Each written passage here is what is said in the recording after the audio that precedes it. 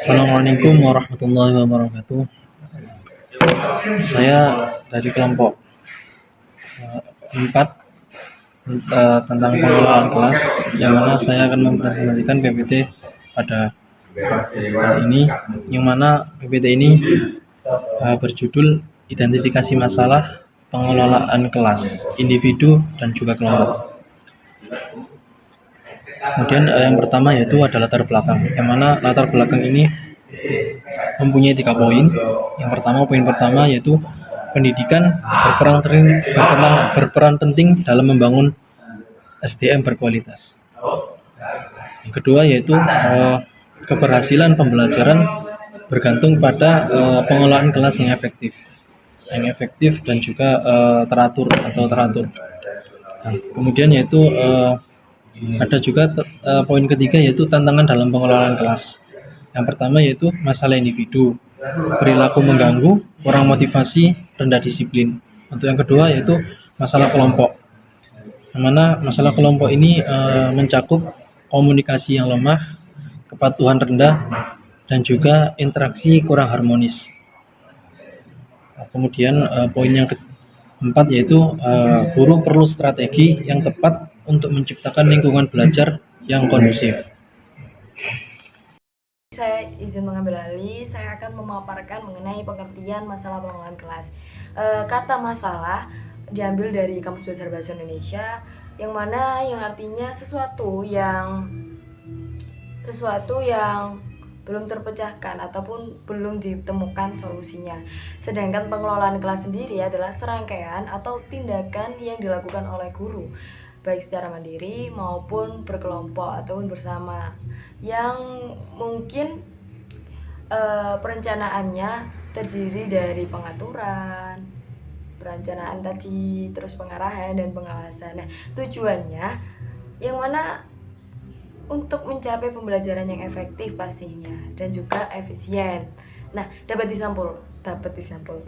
disimpulkan bahwasanya masalah pengelolaan kelas adalah sesuatu yang menjadi hambatan ataupun tantangan kesenjangan yang terjadi di dalam kelas. Maksudnya di dalam ruang pembelajaran seperti itu. Untuk selanjutnya mengenai faktor-faktor yang dapat mempengaruhi timbulnya masalah pengelolaan kelas itu sendiri.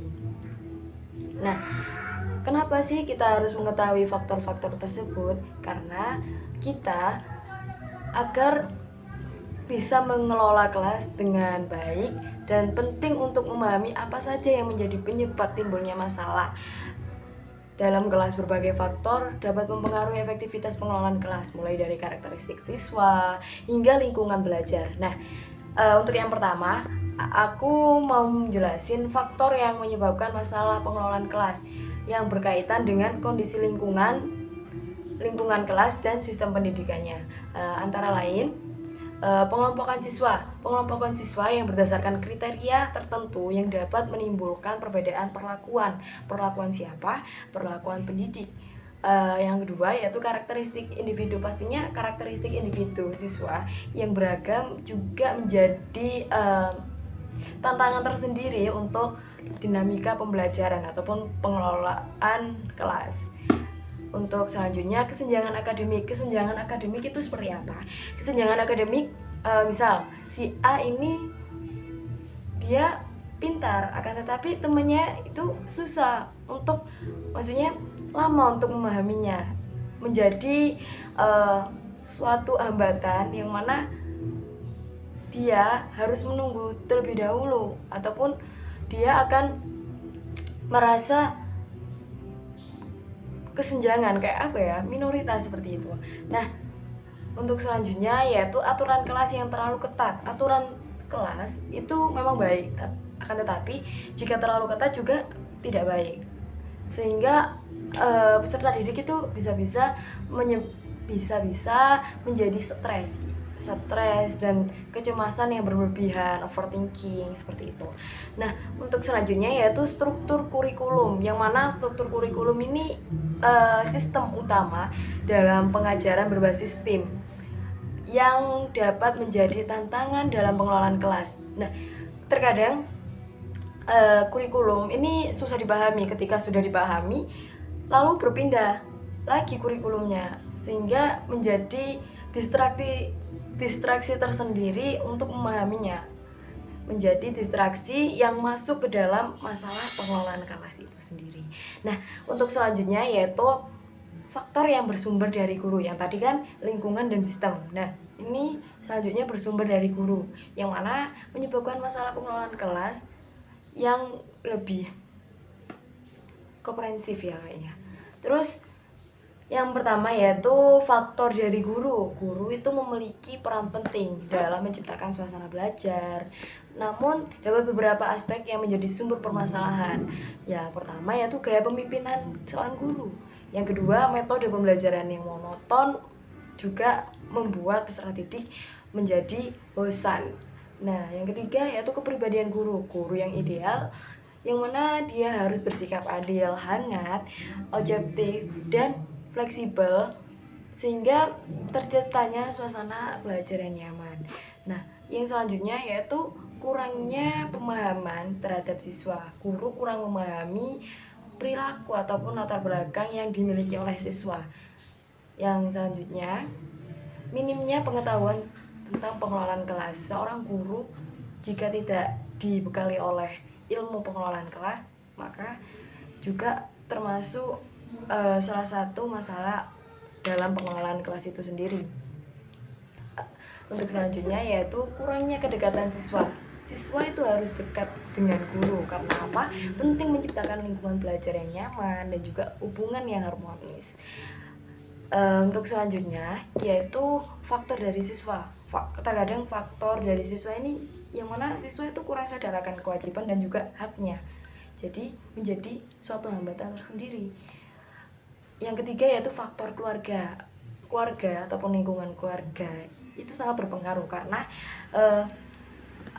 berdampak langsung kepada peserta didik, yang mana mereka sebagai wali harus membenarkan atau maksudnya menjaga pola asuh yang tidak seimbang menjadi seimbang. Kurangnya dukungan, terkadang dukungan untuk aspek A atau aspek B menjadi permasalahan sendiri. Jadi lingkungan keluarga juga berpengaruh. Yang terakhir yaitu faktor fasilitas. Fasilitas apa? Fasilitas yang ada di suatu forum pembelajaran. Kondisi ruang juga berpengaruh karena ruang belajar yang sempit tidak sesuai dengan jumlah siswa dapat membatasi gerak siswa yang menyebabkan suasana belajar menjadi kurang nyaman atau sesak-sesakan. Nah, yang kedua dari fasilitas itu media pembelajarannya. Ketika media pendukung pembelajarannya ataupun fasilitas di bagian media pembelajarannya kurang, akan menjadi hambatan di mana pemaparan materi kurang memadai seperti itu. Mungkin cukup dari saya, akan dialihkan oleh saudara. Baik, Assalamualaikum warahmatullahi wabarakatuh. Izinkan saya melanjutkan penjelasan dari Saudara Fajar dan saya, Ahmad Koiman Haji, ingin menjelaskan tentang masalah-masalah dalam pengelolaan kelas. Problema kelas yang mungkin dihadapi guru dalam kegiatan pembelajaran, misalnya masalah anak berbicara di saat guru menjelaskan, anak bergurau ketika belajar berlangsung, atau masalah-masalah yang lain yang dilakukan oleh anak dalam kegiatan pembelajaran. Masalah pengelolaan kelas sendiri itu dapat dikelompokkan menjadi dua kategori. Kategori pertama yaitu individual dan kategori kedua adalah masalah kelompok. Seringkali terjadi perbedaan antara kedua kelompok itu hanya merupakan perbedaan tekanan saja. Tindakan pengelolaan kelas seorang guru akan efektif apabila ia dapat mengidentifikasi dengan hakikat masalah yang sedang dihadapi, sehingga pada gilirannya ia dapat memiliki strategi untuk mengatasi hal tersebut. Adapun masalah-masalah pengelolaan kelas, yang pertama adalah masalah individu. Masalah individu muncul karena dalam individu ada kebutuhan yang ingin diterima oleh individu tersebut atau ingin mencapai harga diri. Apabila kebutuhan individu tidak dapat dipenuhi dengan baik, maka individu yang bersangkutan akan mencari cara lain untuk mencapai kebutuhan dengan berbuat tidak baik atau hal lainnya. Perbuatan tidak baik itu menurut Rudolf Dreikurs dan Perkasel digolongkan dalam 4 poin. Poin pertama, attention getting behaviors, yaitu tingkah laku yang ingin mendapat perhatian orang lain, misalnya membadu di kelas atau bercanda ya, atau berbuat lamban sehingga memerlukan pertolongan ekstra. Kedua yaitu power seeking, maksudnya ialah tingkah laku yang ingin menunjukkan kekuatan, misalnya selalu mendebat, kemudian kehilangan kendali emosi, marah atau nangis, kemudian selalu lupa pada peraturan kelas. Ya, karena ingin dilihat maka ia akan melakukan hal-hal yang mencolok. Ketiga yaitu revenge seeking behaviors. Maksudnya adalah tingkah laku yang bertujuan menyakiti orang lain.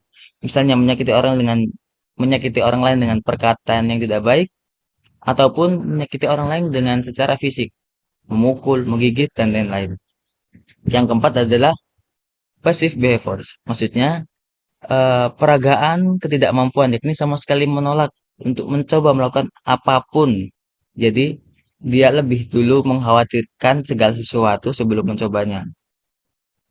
Adapun kategori yang kedua ialah kategori masalah kelompok. Masalah kelompok dalam pengelolaan kelas menurut Johnson dan Benny, yaitu pertama, kurangnya kesatuan. Kurangnya kesatuan dapat ditandai dengan konflik-konflik antar individu. Misalnya, ya yang lebih sering terjadi yaitu konflik antara jenis, antara siswa dan siswi gitu. Kemudian yang kedua, ketidaktaatan tindakan dan prosedur kerja. Misalnya berbicara keras, membuat keributan, bertingkah laku yang mengganggu saat mereka diharapkan bekerja atau belajar di suasana yang tenang. Contoh di perpus dan lain-lain. Yang ketiga ialah reaksi negatif terhadap anggota kelas ditandai dengan kesan bermusuhan terhadap anak-anak yang tidak diterima oleh anak-anak yang lain. Keempat, pengakuan kelas terhadap kelakuan guru. Kelima, kecenderungan adanya gangguan. Keenam, ketidakmampuan untuk menyesuaikan diri dengan perubahan lingkungan. Contohnya seperti membuat reaksi buruk pada peraturan yang baru, atau pada perubahan anggota kelompok, perubahan jadwal, ataupun pergantian guru belajar. Kemudian yang terakhir adalah semangat juang yang rendah dan adanya sikap permusuhan.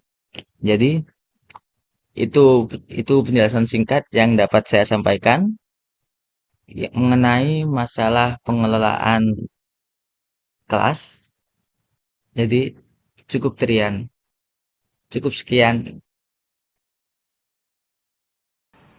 Kemudian kesimpulan dari makalah kami yaitu masalah dalam pengelolaan kelas merupakan hambatan yang dapat mengganggu efektivitas proses belajar mengajar. Masalah ini bisa berasal dari berbagai faktor seperti siswa, guru, atau lingkungan kelas. Secara umum, masalah pengelolaan kelas dapat dikategorikan ke dalam dua jenis, yaitu masalah individu dan juga masalah kelompok. Masalah individu terjadi pada satu siswa tertentu, misalnya kurangnya motivatif belajar, kesulitan dalam memahami materi, atau perilaku yang menyimpang. Kemudian sementara itu untuk masalah kelompok lebih melibatkan dari satu siswa, yang mana seperti kurangnya kerjasama dalam sebuah diskusi, terus gangguan dari kelompok siswa atau terjadi konflik di antara para siswa tersebut. Kemudian untuk menciptakan belajar yang kondusif atau yang efektif di dalam kelas, guru perlu memahami jenis-jenis masalah ini dan menerapkan strategi yang tepat dalam pengelolaan kelas tersebut agar kelas tersebut atau lingkungan belajar tersebut menjadi kondusif dan juga efektif. Cukup sekian. Wassalamualaikum warahmatullahi wabarakatuh.